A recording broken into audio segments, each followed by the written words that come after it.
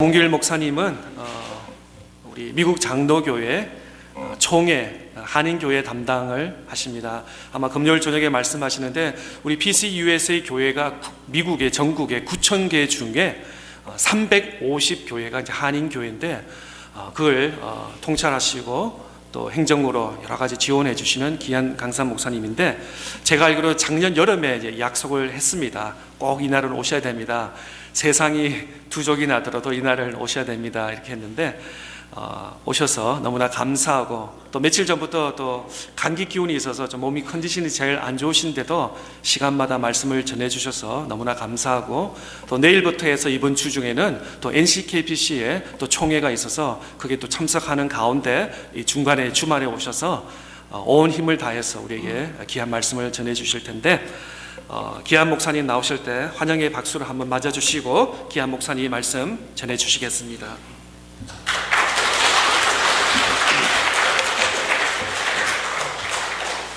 여러분 반갑습니다. 그리고 귀한 찬양 감사드리고요. 참 감동이 됐습니다. 또 이 시간을 빌어서 감사드리고 싶은 것은 우리 주바라기 찬양팀, 해바라기인 줄 알았는데 주바라기 찬양팀, 주님을 바라는 마음인 줄 압니다. 3일 3번 이렇게 매번마다 귀한 찬양 해주셔서 진심으로 감사드립니다. 여러분, 오늘이 부활절 둘째 주일입니다. 우리가 많은 경우에 보면 부활절 그러면 그냥 주일날 지난 주일 한 번 부활절이면 끝인 줄 생각하는데, 부활절은 한 번이 아니고요. 부활은 절기예요. 시즌. 그래서 얼마 동안? 부활절이 얼마 동안 되는지 아세요? 50일 동안. 그러니까 앞으로 7주. 그러니까 앞으로 7주가 아니고 부활절부터 시작해서 7주가 부활의 절기예요. 그래서 지난주가 부활절 첫째 주일, 이번 주가 부활절 둘째 주일, 다음 주가 부활절 셋째 주일, 이렇게 해서 7주를 지나고 나면 그때 어떻게 돼요? 그때가 성령 강림절. 그래서 예수님이 이 땅에 우리와 같이 계셨던 그런 날들을 기억하면서 예수님이 살아나셔서 제자들과 함께 떡을 떼고 생선을 구워 먹고 얼마나 감격스럽겠어요. 그런 시즌을 지나는 그런 귀한 날입니다.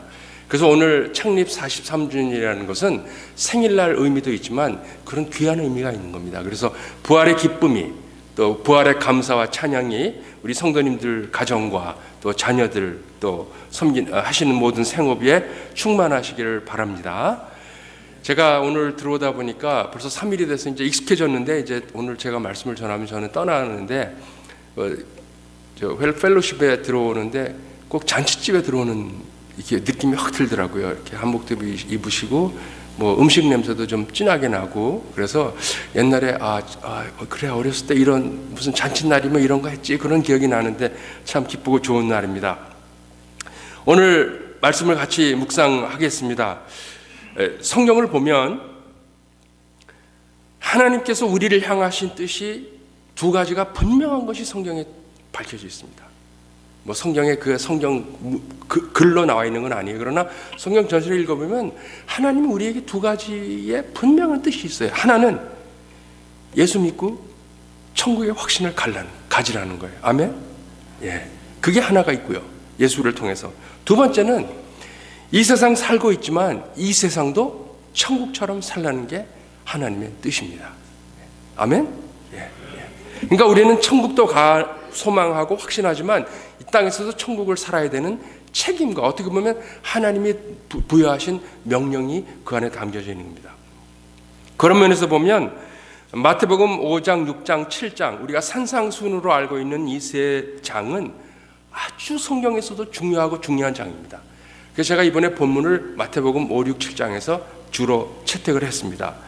왜냐하면 산상순의 의미는 한마디로 말해서 이런 겁니다. 우리가 불완전한 세상을 살고 있지만 이 불완전한 세상에서 어떻게 하면 천국처럼 살 수 있느냐를 제시하는 길이 여기 담겨져 있기 때문에 마태복음 5장, 6장, 7장은 산상수는 정말 중요한 장입니다. 오늘 본문도 여러분들이 너무나 잘 아는 말씀이죠. 우리가 잘 아는, 그러므로 너희는 먼저 그의 나라와 그의 의를 구하라. 그리하면 이 모든 것을 너에게 더하시라. 이 모든 게 뭐예요? 먹고 사는 문제, 그런 거 다 하나님 주신다는 거예요. 그런데 말처럼 이게 쉽지 않아요. 그죠? 교회에서는 아멘, 나가면 또 세상처럼 살고. 우리가 불완전한 인간인데 어떻게 이렇게 이게 가능합니까? 그러나 성경을 자세히 보면 가능한 얘기가 나와 있어요. 왜냐하면 마태복음 6장에서 마지막에 이런 결론을 주시기 전에 예수님께서는 그 말씀을 진행시키면서 그러므로라는 단어, so, therefore 영어로 그러므로라는 단어를 연속적으로 인용을 해서 이 결론을 끌어내는 것입니다. 그래서 1절부터 24절까지 여러 가지 말씀을 하신 후에 24절에 보면 그러므로 내가 너희에게 이르노니 31절에 가면 그러므로 33절에 그러므로 34절에 그러므로 결론을 맺는 겁니다. 그러니까 이 얘기는 그의 나라와 그의 의를 구하면 모든 먹고 사는 문제를 하나님께 책임진다는 것은 앞에 것을 이루지 못하면 그것을 이루지 못한다는 얘기예요. 그러니까 그 앞에 나오는 얘기가 얼마나 중요한지 보십시오. 그러면 앞에 나오는 얘기가 뭐냐? 시간상 설명을 못 드리고요. 결론을 말씀드리면 6장 1절에 그 답이 나와 있습니다. 6장 1절에 보면 예수님이 이렇게 말씀하셔요. 사람에게 보이려고 그들 앞에서 너희 의를 행하지 않도록 주의하라. 그리하지 아니하면 하늘에 계신 너희 아버지께 상을 받지 못하느니라. 무슨 얘기예요? 그러면서 2절부터 23절까지입니까? 24절까지 네 가지의 비유를 주셔요. 네 가지의 예를 두셔요. 첫 번째는 2절에는 구제하는 것, 남들 돕는 거예요. 2절에서부터는 구제하는 것, 5절부터는 기도하는 것, 그리고 16절부터는 금식하는 것, 그리고 19절부터는 재물에 관한 얘기를 주셔요.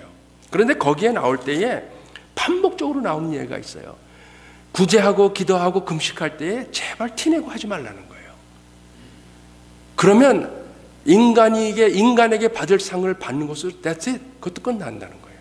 그런데 항상 은밀하게 그것을 하라는 거예요. 은밀하게 누구를 돕고 기도를 해도 은밀하게 하고 금식을 해도 저 사람이 금식을 했나 안 했나 티 안 날 정도로 머리에 기름을 바르고 신수가 훤하게 나타나라는 거예요. 그러면 하나님께서 은밀한 중에 그러한 귀한 것들을 받아주시고 보상해 주신다는 거예요. 그래서 그 다음부터 나오는 얘기가 그러니까 너희는 뭘 먹을까 뭘 마실까 걱정하지 말라. 그래서 그러므로 너희는 하나님의 나라와 의를 구하라는 말씀을 하십니다. 즉 인간은 누구든지 인간이기 때문에 약해서 세상의 명예와 특별히 눈에 보이는 재물과 사람의 칭찬과 인정을 받기를 갈망합니다. 그런데 그러지 말라라는 거예요. 그게 쉽진 않아요. 그러나 그거 갈망하면 사람들에게 인정받고 칭찬받고 그걸로 끝난다는 거예요. 그런데 그것을 티 안 내고 하나님 나라를 위해서 섬기면 하나님께서 그에 따르는 보상을 충분하게 해주시겠다는 것이 예수님의 가르침이고, 그렇기 때문에 그 하나님의 나라와 의를 구하면 나머지는 I'll take care of it. 내가 책임지겠다라는 겁니다. 이번 집회 주제가 무엇입니까? 하나님께서 일하시는 교회. 말씀드렸죠. 제가 첫날 하나님께서 일하시는 방식은 보통 사람을 들어서 비범한 일을 하시는 것, 평범한 사람을 통해서 비범한 일을 하는 것, ordinary people을 통해서 extraordinary 일을 하신다는 겁니다. 우리 다 평범한 사람이죠? 예. 그러나 우리가 하나님께 들림받으면, 쓰임받으면 하나님께서는 우리를 통해서 그의 계획하신 특별한 일을 하실 것이라는 것이 성경이 제시하고 있는 귀한 가르침입니다. 그래서 제가 이번에 그 주제에 맞게 우리가 길들여 줍시다. 하나님 앞에 길들여 줍시다. 길들여지기 위해서는 제일 먼저 나를 깊이 성찰하고 돌아보면서 나의 내면에 어둡고 그늘진 곳을 하나님 앞에 내어보이면서 나의 모습을 진짜 보고 나니까 하나님이 이 땅에 오시지 않을 수 없겠네요. 부활이 믿어져요. 내가 부활 본 적 없지만 확실히 부활이 믿어져요. 그 고백을 하는 게 첫 번째라고 말씀드렸습니다. 두 번째는 어제 저녁에 뭐예요? 인간이기 때문에 살면서 받은 상처가 너무 많아요. 예. 어려서부터 상처, 결혼 생활의 상처, 자녀의 상처, 친구의 상처, 배반, 배신, 그 상처들 끌어안고 살지 말고 그것을 통해서 예수 그리스도가 그 상처를 치유해 주는 경험을 우리가 하자라는 말씀을 드렸습니다. 그리고 오늘 말씀은 순종의 말씀입니다. 바로 우리의 죄를 고백하고 하나님이 이 땅에 오신 것을 보지 못했지만 예수님이 부활이 믿어진다는 확신을 갖고 하나님의 위로와 치료가 우리에게 임하면 그때는 우리는 순종의 길에 들었을 수 있다는 겁니다. 여러분, 순종은 복종과는 조금 다릅니다. 의미가. 그렇죠? 복종은 마음에 안 들어도 힘들어도 억지로라도 하는 게 복종이에요. 그렇죠? 남자분 군대 가셨죠? 상관이 명령하면 하고 싶어서 해요? 아니에요. 뒤로 돌아서서 욕을 그렇게 하면서도 해야 돼요. 순종은 뭐예요? 기쁘고 감사함으로 간절함, 스스로 자발적으로 하는 것이 순종이에요. 순종이 쉬워요? 쉽진 않아요. 순종도 어려워요. 그러나 어렵고 힘들지만 하나님, 주님이 하라시니 제가 하겠습니다. 주님께서 이 모든 것을 책임지실 줄 믿고 제가 감당하겠습니다. 그게 순종입니다. 그래서 순종의 길에 들어선다는 겁니다. 이 순종의 길을 다른 말로 좀 쉽게 표현하자면 이것은 그동안은 내가 원하는 대로 살았는데, 내가 정해놓은 좋은 어떤 기준을 따라 살았는데 이제부터는 하나님이 원하는 것을 따라 사는 것. 이걸 다른 말로 하면 삶이 의미와 가치에 따라 사는 삶으로 변하는 것이 순종의 삶입니다. 그동안은 세상 사람들이 좋다는 것, 경쟁하는 사회에서 누구 이겨보려고, 칭찬받아보려고, 돈 벌어보려고, 인정받아보려고 했어요. 그런데 순종의 삶은 뭐예요? 그게 아니라 거기에 정말 하나님의 의미와 가치가 있느냐? 있으면 하고, 그거 없어? 그러면 I don't care. 별로 안 해. 그것을 따라가는 것이 순종의 삶입니다. 제가 이것을 위해서 창세기 12장에 나오는 아브라함의 스토리를 잠시 여러분과 나누겠습니다. 사실은 제가 본문을 12장을 할까 6장을 할까 고민하다가 16장을 했기 때문에 그냥 12장을 스토리를 여러분들이 아시는 스토리니까 그냥 구도로 설명을 드리겠습니다. 아시는 대로 아브라함은 믿음의 조상입니다. 우리 믿음의 forefather라 그러죠. 조상인데. 창세기 12장부터 아브라함의 스토리가 등장을 해서 25장까지 진행이 됩니다. 그런데 아브라함의 스토리의 주제가, 아브라함의 스토리를 끌고 가고 있는 메인 드라이버가 뭔지 아시죠? 아브라함의 스토리를 끌고 가 있는 메인 드라이브는 자식이 없다라는 거예요. 아들이 없다라는 거예요. 그게 아브라함을 아브라함 되게 만들었어요. 자식이 없어요. 그래서 아브라함의 스토리를 보면 뭐 하갈이 어떻고 뭐 아내 사라가 어떻고 다 그 아들 하나 때문에 생기는 스토리예요. 그렇죠? 근데 그 자식을 중심으로 스토리가 전개되는데 창세기 12장 시작하기 전에 창세기 11장 마지막에 보게 되면 아브라함의 집안 얘기가 잠깐 등장을 합니다. 아브라함의 아버지가 데라라는 사람인데 그에게는 아들이 3명 있었습니다. 아브라함, 나홀, 하란 3사람이 있었습니다. 한마디로 형제가 셋이었어요. 그런데 그 결론을 얘기하면 창세기 11장 마지막에 나오는 집안의 스토리를 보면 그 3명의 형제 가운데 유일하게 아브라함만 자식이 없었어요. 여러분, 느낌이 어떻겠습니까? 3 형제가 있는데 다른 형제들은 다 자식이 있고 난 자식이 없어. 참 기분이 좀 그러겠죠. 그런데 그러면서 창세기 12장이 시작이 됩니다. 창세기 12장에 보게 되면 좀 띄워주시면 좋겠어요. 창세기 12장 4절에 보게 되면 이런 말씀이 있습니다. 이에 아브라함이 여호와의 말씀을 따라갔고 롯도 그와 함께 갔으며 아브라함이 하란을 떠날 때에 75세였더라. 그러니까 이제 아브라함이 이제 그 가나안 땅에 들어가는 장면을 설명한 것인데 조카를 데리고 같이 들어가는데 아들이 자식이 없으니까 조카를 데리고 들어가는데 그때 아브라함이 하란을 떠나서 가나안으로 들어갈 때 그의 나이가 75세였더라 그랬습니다. 여러분, 이 성경 많이 읽으셨을 텐데 한번 생각해 보세요. 아무리 그때 장수하는 시대라 하더라도 나이가 75세고 다른 형제들은 자식들이 있어요. 아브라함은 없었어요. 그거 그냥 띄워놔 주세요. 본문을. 그러면 여러분 어떻게 생각하세요? 75년이 되고 결혼한 지도 수십 년이 지났는데 자식이 없어요. 아브라함이 그냥 75년을 가만히 있었을까요? 기도만 하고? 아니면은 남들이 좋다는 애 낳는데 도움이 된다는 방법들이 있으면 해봤을까요? 어떻게 생각하세요? 성경은 그 얘기 하지 않습니다. 근데 제가 아마 거의 장담하기는 아마 아브라함도 아기 낳을 수 있는 방법 누가 좋은 있다 그러면 약도 먹었을지 모르고요. 예. 좋은 거 다 해봤을지 몰라요. 인간은요, 사는 모습이 다 비슷해요. 어제 말씀드렸지만 도토리 키재기예요. 그게 그거예요. 아브라함도 그랬을 거예요. 예. 75세에 자식이 없다라는 이 간단한 얘기, 75세의 그 얘기는 성경에 기록은 없지만 아브라함이 자식 때문에 얼마나 고민하고 힘들었을까를 설명하는 한 단어예요. 그의 나이가 75세였더라. 그 이면에 담겨진 그 스토리가 얼마나 많겠습니까? 남들처럼 남부럽지 않게 나도 자식 좀 갖고 싶은데 왜 하나님은 나에게 자식을 안 주시나? 그거 갖고 고민도 하고 기도도 하고 좋다는 거 다 해봤을 거예요. 그런데 결과는 still no child. 애가 없어요. 무슨 말씀일까요?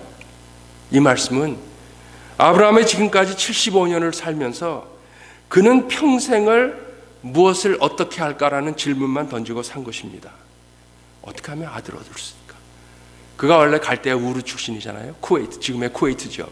그랬다가 저 이라크, 하란, 이라크 북쪽으로 올라갔다가 가나안으로 내려오는데 75년을 이민자로 살아가면서 평생을 거의 다 그는 어떻게 하면 살아남을 수 있을까? 그 질문만을 해오고 살아왔다는 스토리인 겁니다. 여러분, 고향을 떠나서 이민의 삶을 살아가는 이민자들은 이 어떻게라는 how라는 질문을 하지 않으면서 살 수가 없어요. 그렇지 않아요? 왜? 삶의 환경이 너무 어려우니까. 얼굴색 다르지요. 언어 다르지요. 문화 다르지요. 차별받지요. 거기에 닦아놓은 기반 없지요. 고향도 아니죠. 뭐 믿을 만한 친구, 뭐 친척도 없죠. 그러니까 이민자는, 여러분도 저도 그렇고요. 이민 와서 늘 하는 질문이 어떻게 하면 내가 어디 가서 밥 벌어먹고 살 수 있을까? 어떻게 하면 영주권 받을 수 있을까? 혹시 여기서 그래서 차토네가 오신 분 계시지 않으세요? 어떻게 하면 해갖고 여기까지 오신 분? 그 이민자예요. That's okay. 괜찮아요. 저도 그렇게 살았어요. 아브라함도 75년 동안 그렇게 살았어요. That's okay. 예. 어떻게 하면 애들 좋은 학교 보낼까? 어떻게 하면 아들, 딸, 뭐 변호사, 의사 만들까? 나쁜 거 아니에요. That's good. 좋은 겁니다. 아브라함도 우리와 같은 이민자였기 때문에 그도 살아남기 위해서, 생존을 위해서 그런 질문을 할 수밖에 없었어요. 당연한 거예요. 그런데 75년을 어떻게라는 질문만을 하고 살던 아브라함이 75년 동안 자식을 아무리 노력해도 안 생기니까 그의 마음속에 하나님의 음성이 들리기 시작한 거예요. 그러면서 생각하는 것이 자신을 돌아보기 시작합니다. 내가 왜 사는가? 내가 무엇 때문에 이러고 사는가? 꼭 내가 이렇게 살아야 되는가? 라는 질문이 던지는 겁니다. 그래서 그의 질문이, 성경엔 그런 얘기 안 나와요. 그러나 스토리를 읽어보면 뻔해요. 즉 다시 말해서 여태까지 어떻게 하면 생존할까, 아들 얻어볼까, 남들 부러지 않게 살아볼까, 그 생각을 하던 아브라함 마음 가운데에 이제 질문이 바뀌는 거예요. 내가 왜 이렇게 살아야지? 나에게 아들이 왜 꼭 필요하지? 없으면 없는 대로 내가 살 수 있는 거 아닌가?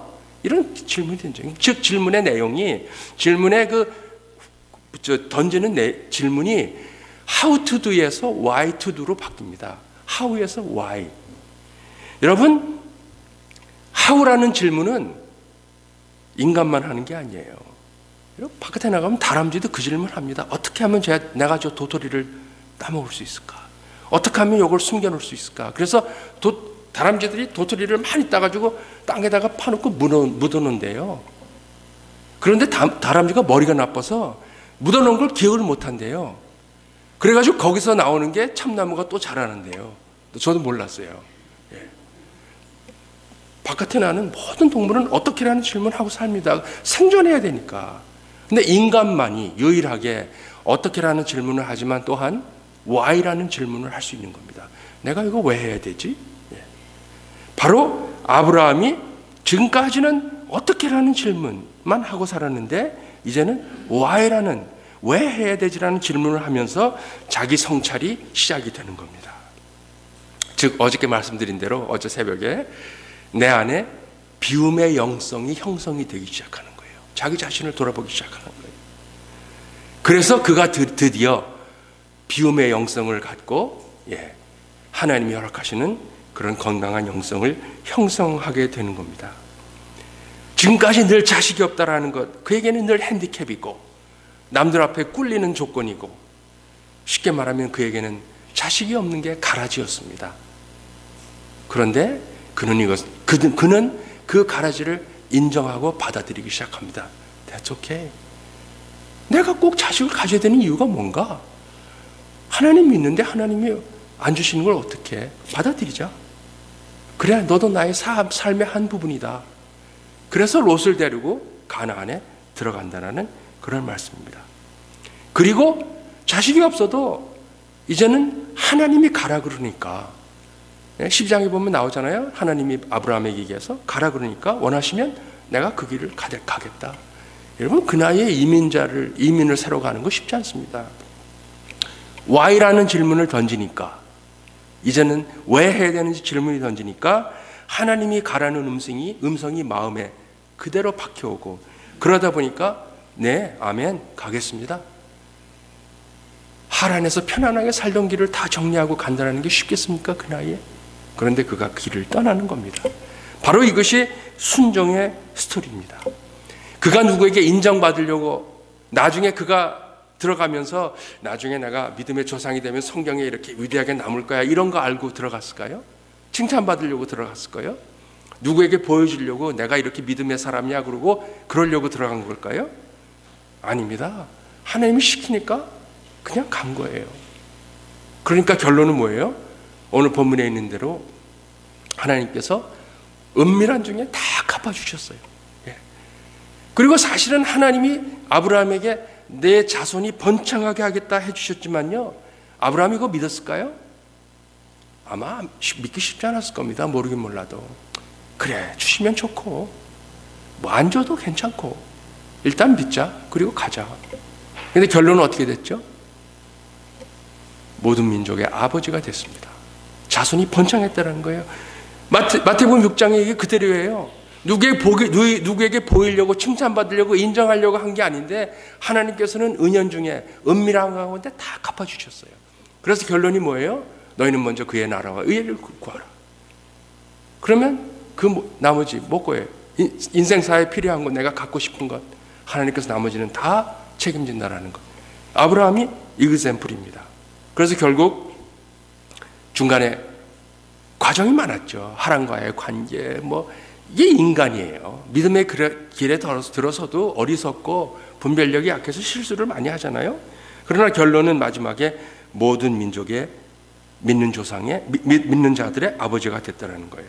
그래서 오늘 본문에 나오는 너희는 먼저 그의 나라와 그의 의를 구하라는 것이 이게 증명이 되는 겁니다.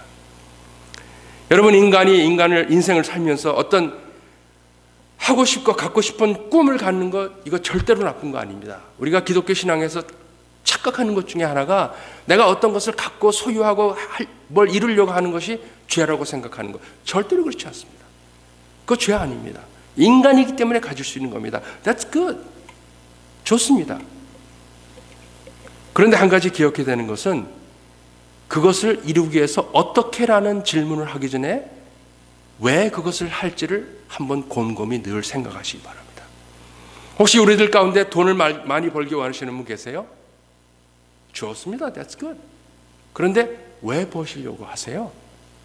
한번 스스로에게 정직하게 한번 물어보세요. 내가 돈을 왜 벌려고 하지? 그저 기껏해야 좋은 집, 좋은 차 살려고? 그러면 꿈 깨세요. 그러나 그것보다 좀 더 원대한 꿈이 있으세요? 그러면 그걸 놓고 기도하세요. 그리고 하나님의 나라와 의를 구하십시오. 그러면 하나님께 주셔요. 이게 기독교 신앙입니다. 혹시 우리 젊은 가정들 많으신데 직장에서 승진하고 또 학위도 얻고 또 좋은 업적도 얻고 또 학교에 가서 발표도 하고 그런 거 원하시죠? 또 자녀들이 좋은 학교 가기를 원하시죠? 나쁜 거 아니에요. 좋은 거예요. 근데 그런 거 하시기 전에 어떻게 애들을 좋은 학교 보낼까? 리퀘어먼트가 뭘까? 그걸 가르치기 전에 내가 얘 좋은 학교 보내서 뭐 하려고 할지? 내 자식을? 한번 그거 고민해 보세요. 그런 고민 없이 자녀들요, 좋은 학교 보내고 그냥 돈으로 사립학교 보내갖고 하면요, 까딱 잘못하면 자식이 오히려 가라지가 될 수도 있어요. 그러나 내가 왜 얘를 보내야 되지? 내가 왜 승진하고 내가 왜 좋은 업적을 얻고 학위를 받아야 되지? 그 왜라는 질문에 답을 갖고 하면요, 거기에 의미가 따르고 가치가 있고 힘들어도 견딜 수가 있고요, 난관이 겹쳐도 하나님 앞에 기도하면서 나갈 수 있고요, 그럴 때 하나님께서 길을 열어주신다는 사실을 믿으시기 바랍니다.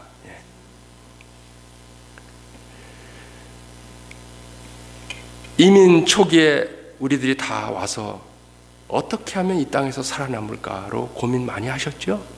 저도 고민했어요. 43년 6개월 전에 저도 그 고민 많이 했어요. 이제 나이가 많이 들고 세월이 많이 흘렀죠? 머리가 희끗희끗하게 되고 눈가에 주름이 어느 날 보면 어쩌다 이렇게 이 시간이 다가왔지? 그런 생각 들지 않으세요? 그런데 또한 지금까지 살았잖아요.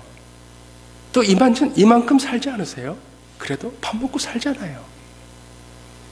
그런데 아직도 how to do, 어떻게라는 질문을 하면 우리의 인생의 삶에 무슨 의미와 가치가 있겠습니까?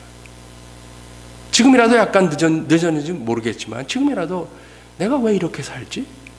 그 질문을 한번 할 수 있다면, 아, 그럼 나 이제부터 다르게 살아야 되겠다. 이제는 정말 앞으로 남은 시간이 지금까지 산 시간보다 훨씬 짧지만 내가 이제는 하나님의 나라와 의를 위해서 한번 내가 살겠다. 한번 그런 마음을 갖고 살면요, 하나님께서 나머지 시간을 놀라운 것으로 보상해 주시고 갚아 주실 것을 저는 믿습니다. 저는 성도님들이 그런 성도님들이 되기를 간절히 바랍니다. 여러분들이 알고 계시겠지만은 그 헬라어에, 우리 성경이 원래가 헬라어로 쓰여졌잖아요. 그릭으로, 코인의 그릭으로. 그러니까 코인의 그릭이라는 것은 이게 뭐 설계가 없었던 얘기지만은 헬라어인데 헬라어도 등급이 딱 있어요.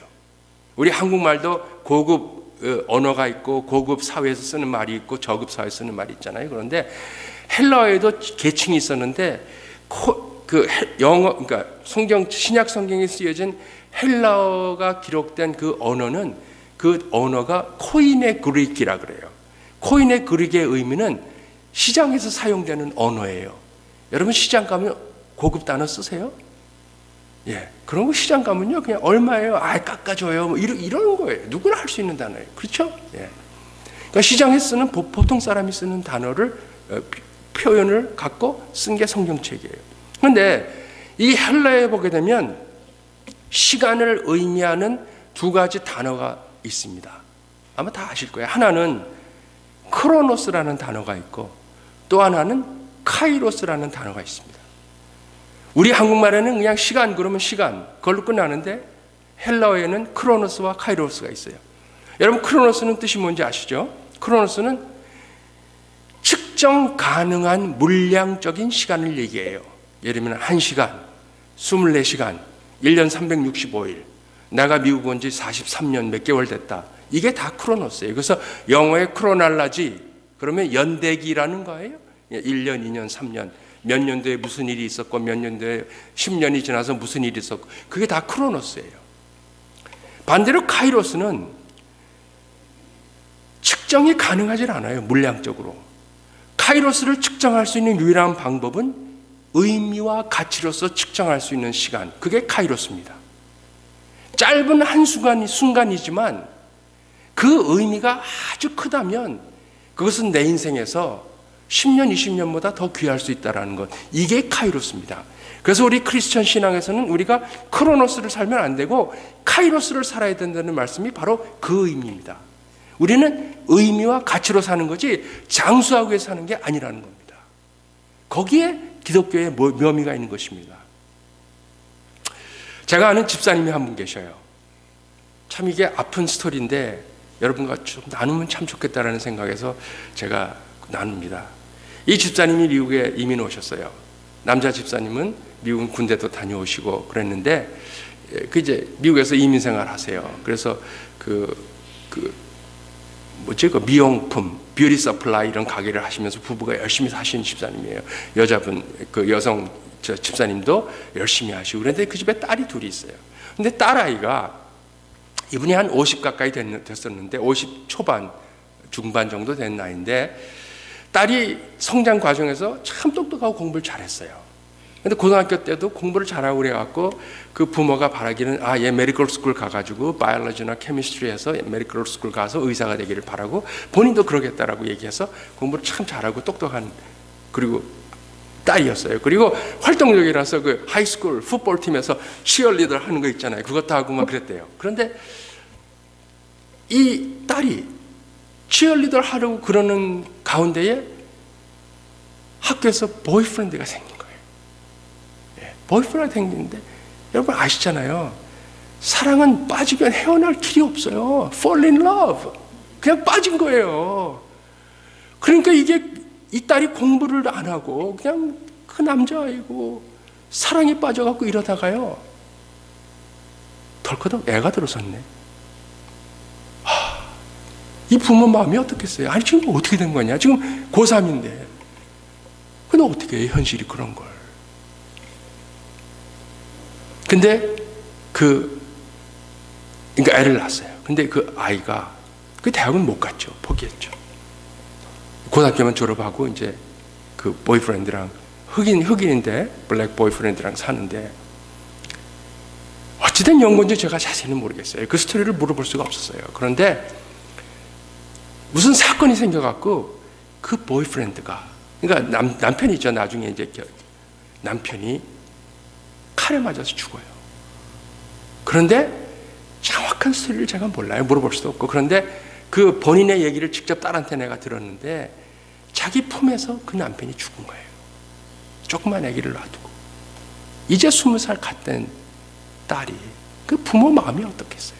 그 부모는 나 너 자식 안 한다, 안 본다, 나랑 인연 끊자 이랬어요. 특별히 아버지가. 그런데 그러니까 그 애는 하나 생겼고 남편은 그렇게 갔는데, 그 마음이 어떻겠어요? 그 자기 남편이 자기 품에서 상상이 되세요? 그러니까 이 딸이 그냥 있을 수 없잖아요. 젊은 딸이 애 데리고. 그러니까 또 다른 남자를 결국 만나서 결혼을 했어요. 그래서 살아요 지금은. 그런데 그러니까 부모는 더 안 먹는 거예요. 너 딸하지 마. 우리 집 오지도 말고 상관하지 마. 너 걔랑 살아. 네. 나도 너 상관 안 하고 너도 나 상관하지 마. 영 끊자. 이렇게 돼요. 그러는 중에 그 아버지가 암에 걸렸습니다. 대장암에 걸려가지고 그거를 너무 늦게 발견해서 결국에는 시한부 정말 그거를 받고 병원에 입원해서 이제 돌아가실 날을 기다리고 있는 거예요. 그 제가 신방을 갔었습니다. 집사님, 제가 대충 스토리를 알기 때문에 그 안 집사님도 안 계시고 이럴 때 제가 집사님한테 가서, 집사님, 하나님이 부르시기 전에 따님하고 화해하셔야죠. 아빠로서 따님을 축복해주는 그 일을 하고 가셔야지. 그냥 가실 수가 있냐. 제가 고민을 했습니다. 그랬더니 나중에 들은 얘기인데, 며칠 고민을 하고 그 안집사님이 저에게 해주셨어요. 그분을, 그 아버지가 딸을 불러서, 그리고 새로운 사위까지 불러갖고 화해를 하고 그들을 용서하고 자녀들을 축복해주고 가셨습니다. 그 얘기 들었습니다. 여러분, 거기서 짧은 몇십 분의 만남, 거의 10년 동안 딸을 안 보고 사위는 본 적도 없고, 이런 긴 아픔의 시간을, 크로노스의 타임을 지나다가 짧은 30분 정도의 만남이지만 그 자리에서 딸을 용서하고 화해하고 축복하는 그 짧은 시간, 그게 카이로스입니다. 그래서 그 짧은 30분의 시간은 지나간 10년을 충분히 보상하고도 남는 귀한 시간입니다. 바로 그것이 의미와 가치를 따라 사는 삶입니다. 그것이 바로 카이로스입니다. 우리 크리스찬들은 우리 인생에 이런 카이로스의 시간들을 많이 가져야 되는 것입니다. 여러분, 길들여진 사람들의 삶의 방식은 크로노스를 사는 게 아니고 의미와 가치에 따라서 카이로스를 사는 것이 길들여진 사람의 특징입니다. 제가 이제 말씀을 마치겠습니다. 여러분, 오늘 우리는 무엇에 길들여져 가고 있습니까? 또 우리의 자식들은 무엇에 길들여져 가고 있습니까? 우리가 아무 생각 없이 살다 보면 우리는 세상이 추구하는 돈과 명예와 자기 정력과 자기 부인과 고집에 길들여져서 여전히 가라지를 끌어안은 채 마지막을 마감하게 됩니다. 그러나 조금만 생각을 하고 삶을 돌아보면서 기도하고 하나님 앞에 내 삶을 내놓게 된다면 하나님께서는 나의 트레이너가 돼서 조련사가 되셔서 나를 이끄십니다. 그러면 하나님께서 나의 조련사가 되셔서 아직도 세상의 삶의 방식에 익숙해 있는 나를 만져주시고 쓸어주시고 눈물을 닦아주시고 땀을 거두어주시고 때로는 여전히 잘못된 길로 갈 때는 고삐를 쥐고 틀어서 바른 방향으로 인도하십니다.